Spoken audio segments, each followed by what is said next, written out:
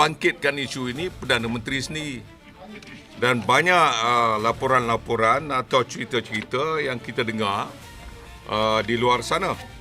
Contohnya, ada satu berita yang mengeluarkan bilion ringgit orang sakau kamu tak tahu. Tabung haji.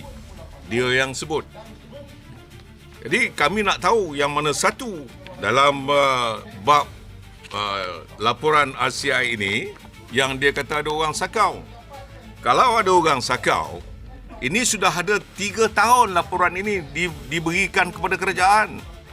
Kalau dah sakau sampai 3 tahun pun tunggu sampai sekarang tak ada lagi orang yang terbukti ada menyakau seperti apa yang dia kata. Jadi apa benda yang kita nak bahas dalam ini?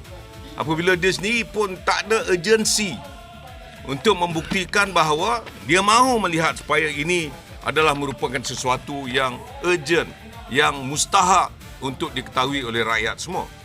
Laporan RCI tabung haji tak diterbitkan awal kerana bimbang orang Melayu hilang keyakinan. Orang Melayu hilang keyakinan dulu. Sekarang tidak hilang keyakinan. Apa benda yang dia cuba nak sebut dengan kita ni? Kalau tangguh, orang Melayu tak akan hilang keyakinan.